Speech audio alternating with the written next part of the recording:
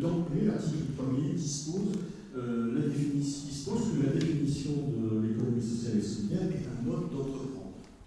Je ne suis pas convaincu qu'il y a 20 ou 30 ans, on aurait défini l'économie sociale et solidaire en termes de mode d'entreprendre. L'économie sociale et solidaire est la plupart du temps ancrée dans le territoire, elle agit pour le local. Ouais, enfin bon, à l'heure de la mondialisation, excuse-moi, elle a un train de retard ta boîte. Ouais, ou un train d'avance, ça dépend. Ouais. Là, on est les seuls à créer de l'emploi en ce moment. Ouais, enfin, ouais, tu peux pas me dire que pour conquérir des marchés ou même développer des bénéfices, augmenter les profits, vous êtes quand même un petit peu limité quand même, non? Non. Non seulement on n'est pas limité, mais si tu veux, nous on n'est pas dans le délire du profit à tout prix. Ouais. Non, on a une autre vision du monde économique. Nous, on place l'humain avant le fric, c'est tout. Donc il est intéressant par rapport à ce qu'on disait ce matin qu'on n'est plus dans la non-lucrativité, mais dans la limitation de la lucrativité, ce qui veut dire qu'on peut accueillir dans l'enveloppe de l'économie sociale et solidaire des organisations dont la mission est non lucrative, mais aussi des organisations dont la mission est lucrative et qui doit, moyennant un certain nombre de conditions qui techniquement sont définies dans la loi et dans des textes complémentaires, pouvoir réserver des secteurs à des finalités qui ne soient pas des finalités purement lucratives. Ça peut concerner une grande variété d'activités, donc dans le domaine de l'action sociale, de l'insertion par l'activité économique, dans les services au territoire, aux populations, etc. Et également dans le domaine de la transition énergétique. Donc je veux dire qu'on intègre dans cette perspective-là des notions qui sont des notions très actuelles. Et puis, variété des personnes morales. Alors, on a vu ce matin que dans l'approche un peu classique de l'économie sociale et solidaire, on avait des grandes familles, les associations, les coopératives, les mutuelles, plus les fondations. Et ici, on va voir que, précisément, on peut intégrer des personnalités qui sont des sociétés de droit privé, de sociétés commerciales, mais qui interviennent, effectivement, alors qu'elles n'étaient pas, jusqu'à présent, incluses dans les approches qui étaient retenues. Deuxième point du cadrage, c'est que bon, il y a des activités éligibles, donc que j'ai un petit peu évoqué. Et troisième notion, c'est l'idée qu'il y ait une gouvernance démocratique et participative. Donc on fait la distinction des plus strictement démocratiques. Il y a une idée de participation, d'ouvrir en quelque sorte le champ de la gouvernance à différents acteurs, différentes parties prenantes. À cet effet, la loi a prévu qu'effectivement un rapport devant énoncer un certain nombre de dispositions en matière de bonne gouvernance devait être rédigé par le Conseil supérieur de l'économie sociale et solidaire et que c'est un des chantiers sur lesquels prioritairement travaille actuellement cette institution. Alors, autre élément qui me semble intéressant dans la loi, c'est donc cette loi permet une reconnaissance de la notion d'entreprise et de l'économie sociale et solidaire. Vous noterez que la loi dit entreprise, moi j'ai tendance à dire organisation, une petite différence sémantique, mais pour la loi, vous êtes une association, qui entre dans le champ de sa définition. Toutes les associations n'y entrent pas, bien sûr. Vous êtes une entreprise, vous êtes considéré comme une entreprise. Ces entreprises qui peuvent être statutairement coopératives, associations, fondations mutuelles, mais aussi désormais des sociétés commerciales satisfaisant un certain nombre de critères, appartiennent effectivement à l'économie sociale et solidaire, mais en plus de cette appartenance, peuvent bénéficier d'un agrément qu'on appelle ESUS. Cet agrément ESUS, eh bien, il va renvoyer à la notion d'utilité sociale qui est prévue dans l'article 2 de la loi. Utilité sociale, ça veut dire qu'il contribue en fait à un intérêt général ou collectif dans des services, notamment personnes, populations, etc., etc. Au point de vue des structures institutionnelles, la loi a mis en place, a réformé un peu le cadrage institutionnel national en mettant en place, je dirais, trois structures. La première qui est, je dirais, le Conseil supérieur de l'économie sociale et solidaire. Ce Conseil supérieur est constitué de 71 membres répartis entre différents collèges, des représentants des différents courants d'entreprises ou d'organisations de l'économie sociale et solidaire, des représentants de l'État, des représentants des territoires, des personnes qualifiées. Donc on a une structure qui est effectivement un groupe étendu. La mission principale est d'assurer, je dirais, l'interface entre le monde de l'économie sociale et les pouvoirs publics. Donc d'avoir un rôle consultatif et de conseil, éventuellement de promotion de l'économie sociale, dans le dialogue avec non seulement les pouvoirs publics au niveau national, l'État, mais également avec les collectivités et les territoires. Ensuite, on a deux autres institutions nationales qui existent. On a la Chambre française de l'économie sociale qui remplace le CGES, voilà, je cherchais son nom, qui effectivement est constituée, elle aussi, plutôt de représentants des différents courants sectoriels ou statutaires de l'économie sociale et solidaire. Donc vous avez 7 notamment catégories de représentants des coopératives, des mutuelles, etc. Et puis vous avez une autre structure de représentation qui est le Conseil national des chambres régionales, c'est-à-dire que dans la logique de territorialisation de l'économie, chaque région se voit associer une chambre régionale dans lesquelles effectivement siègent des représentants des différentes entreprises, des territoires, etc. Et que ce sont notamment ces chambres régionales qui ont compétence pour tenir la liste des entreprises rattachées à l'économie sociale et solidaire. Donc il existe un certain nombre de dispositifs au travers des différentes fédérations, des différentes unions, des différents groupements. Il existe aussi une association savante qui est l'ADES, qui travaille sur le traitement effectivement des données relatives à l'économie sociale et solidaire, mais il y a un gros besoin de consolidation. Donc un des intérêts de la loi, c'est de prévoir effectivement un rapprochement, une mutualisation des moyens entre l'INSEE, la Banque de France, les observatoires de l'économie sociale et solidaire, de manière à avoir une meilleure connaissance tant au niveau national qu'au niveau des régions et des territoires, de ce que sont les besoins et les réponses en termes d'offres par les entreprises de l'économie sociale. Deuxième point, on a une série d'articles qui prévoient une co-construction des politiques territoriales, c'est-à-dire que via les chambres régionales, l'idée c'est qu'effectivement il y ait un dialogue permanent qui s'opère avec les acteurs de l'économie sociale et solidaire, qu'il puisse y avoir des projets communs dans lesquels on puisse s'impliquer, et notamment un des aspects, c'est ce qu'on appelle les PTCE, les pôles territoriaux de coopération économique. C'est une notion qui n'est pas spécifique à l'origine à l'économie sociale et solidaire. C'est une notion qui avait été créée par une loi de 2010 et qui prévoyait que, par exemple, des entreprises pouvaient collaborer avec des collectivités territoriales, avec des centres de recherche, de formation, des universités, etc., pour développer des compétences, des savoir-faire, des pratiques dans leur région par rapport aux besoins de leur territoire. On est assez proche ici des notions de pôles de compétitivité qui sont développées en France. Alors l'idée de la loi dans son article 9, c'est que désormais, les entreprises de l'économie sociale et solidaire, individuellement, mais aussi via leur structure de représentation, sont participantes, éligibles, actives à ces dispositifs. Ce qui veut dire que si vous êtes une association, vous pouvez très bien prétendre à vous impliquer dans ce genre de dispositif et même proposer peut-être des projets qui supposent cette collaboration, cette mise en réseau. Ce qui rejoint un autre aspect qui est prévu à l'article 15, qui est celui des projets d'innovation sociale. L'idée, ces projets d'innovation sociale, c'est d'apporter des réponses nouvelles, soit des besoins qui sont connus, déjà existants, mais qui ne sont pas satisfaits. Donc ça peut être sur des choses extrêmement variées, services aux personnes et aux populations. Et les projets d'innovation sociale peuvent être aussi l'émergence de nouveaux besoins qu'on ne détectait pas. Par exemple, le passage à une économie numérique, comment permettre à toutes les populations d'accéder à une économie numérique, parce qu'il y a un facteur de différenciation ou de handicap social, en quelque sorte, qui peut se manifester à ce niveau-là. Voilà. Donc voilà le dispositif. Dernier point sur les dispositifs de suivi et d'accompagnement.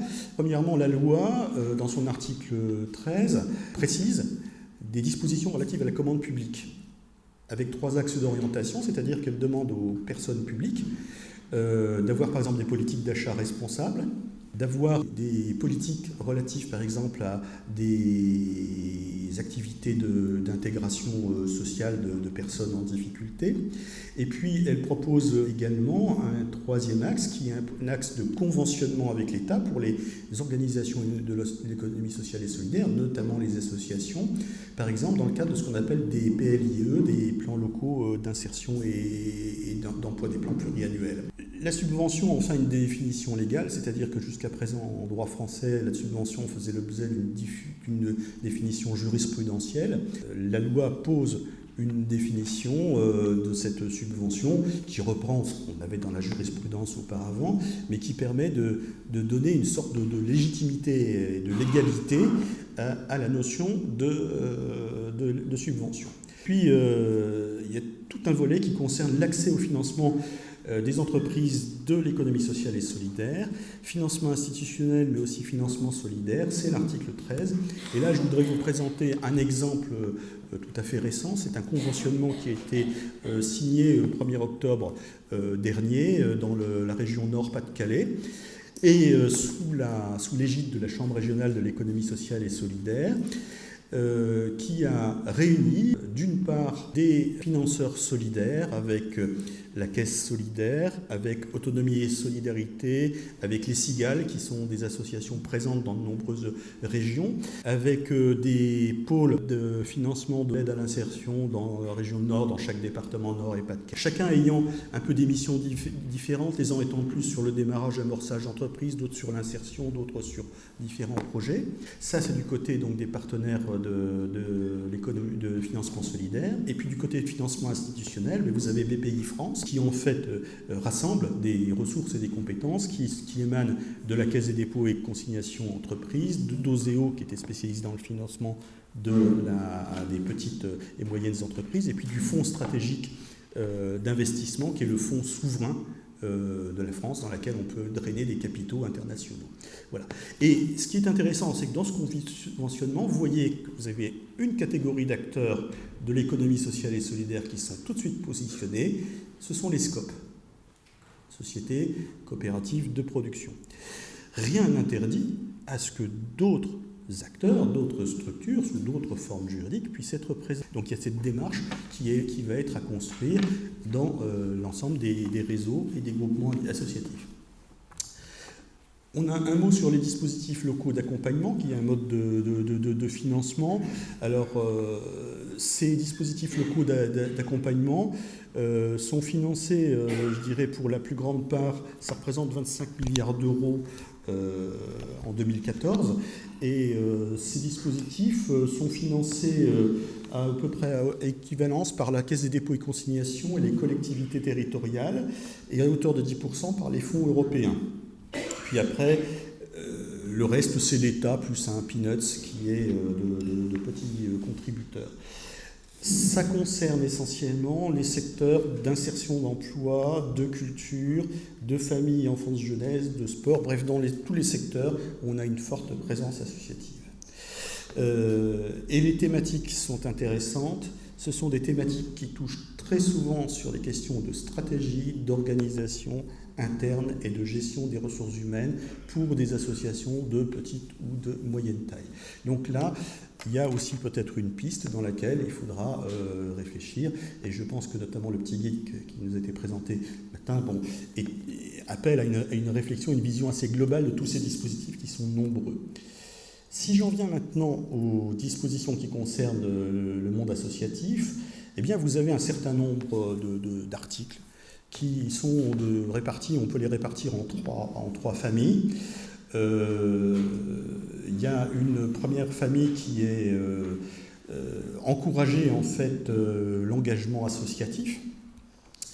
Donc l'article 64 souligne effectivement et reconduit l'idée d'un volontariat associatif qui était sous la forme d'un volontariat de service civique antérieurement. Alors contrairement à ce que le nom indique, associatif ne signifie pas exclusif aux associations, mais peut concerner les fondations également.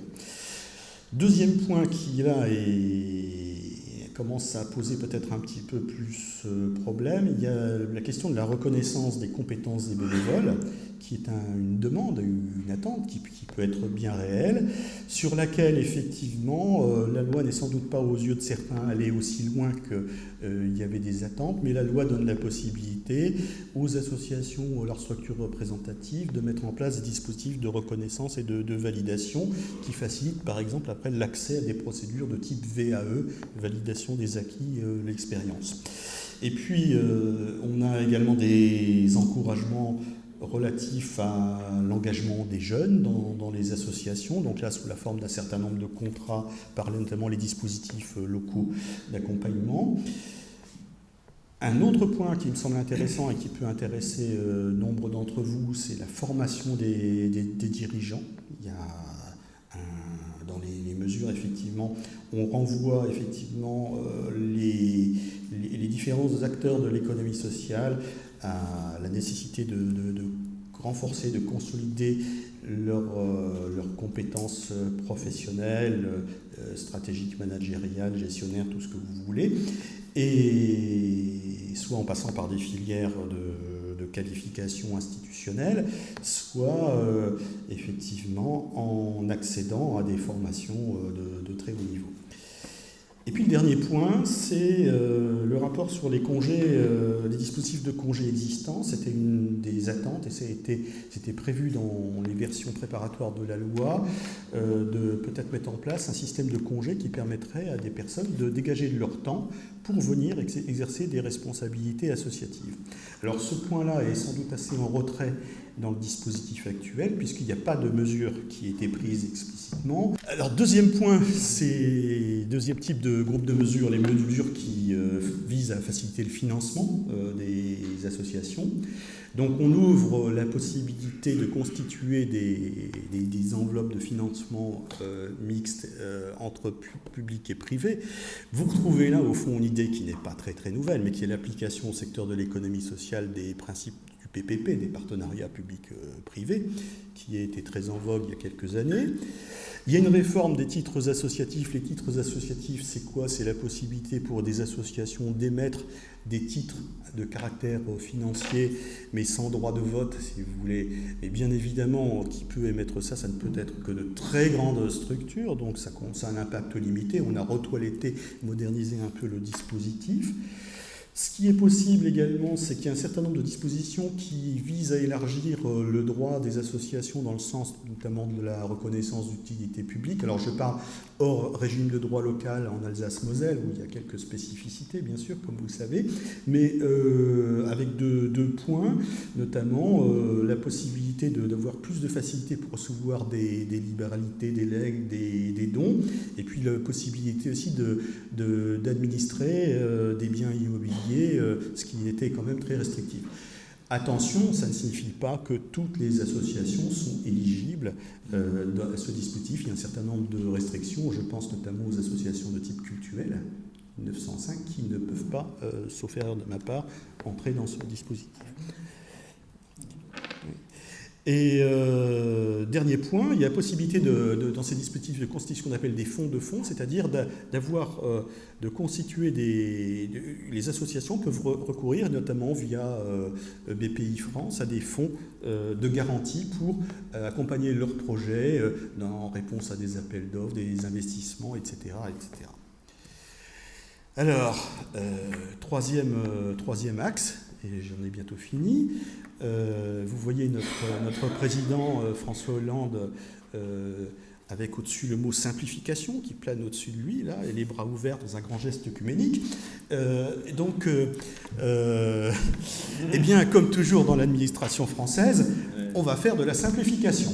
Voilà. Donc, la loi donne la possibilité au gouvernement de passer des ordonnances pour simplifier un certain nombre de procédures, effectivement.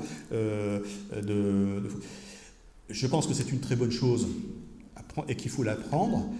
Maintenant, nous connaissons la propension des systèmes bureaucratiques je dirais, régénérer de la complexité par ailleurs, et il est fort vraisemblable que si d'un côté on simplifie, pour ceux qui travaillent avec les ARS et autres, vous verrez aussi des dossiers de plus en plus compliqués à monter, avec de plus en plus de critères, etc., et de délais, etc.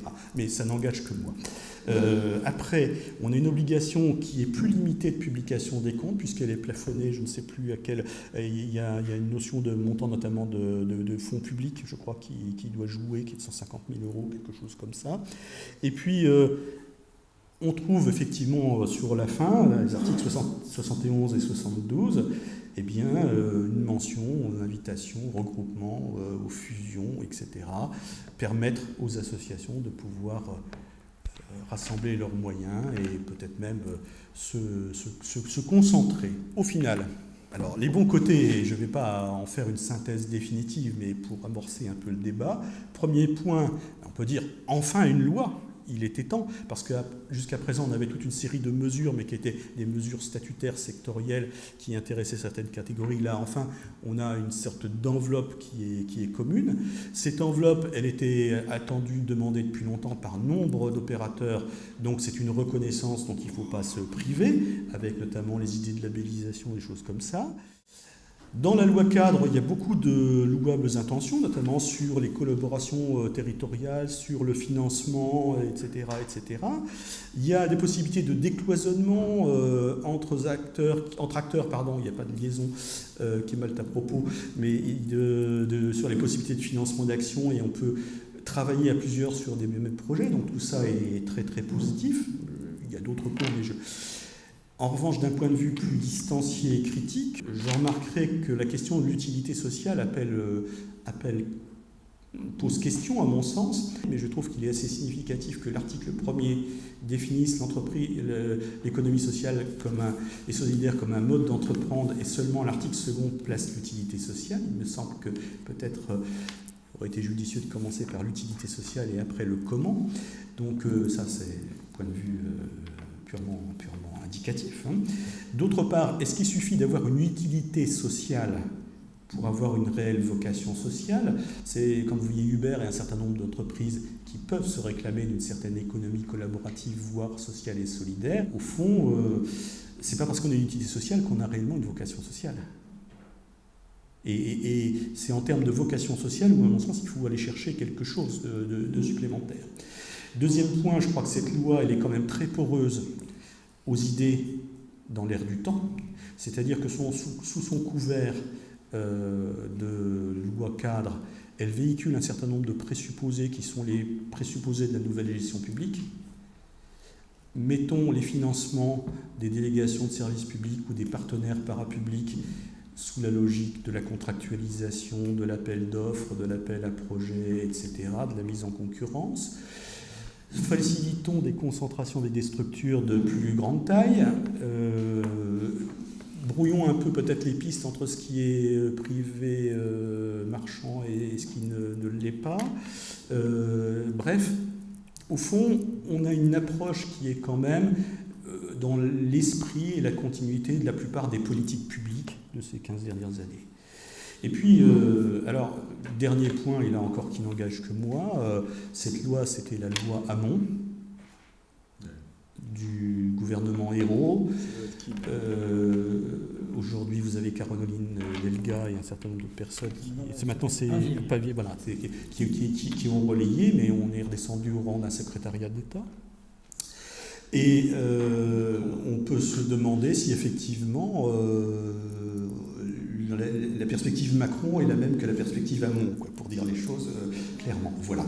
Donc j'en reste là et je laisse la parole à mes voisins de table ronde des parlements.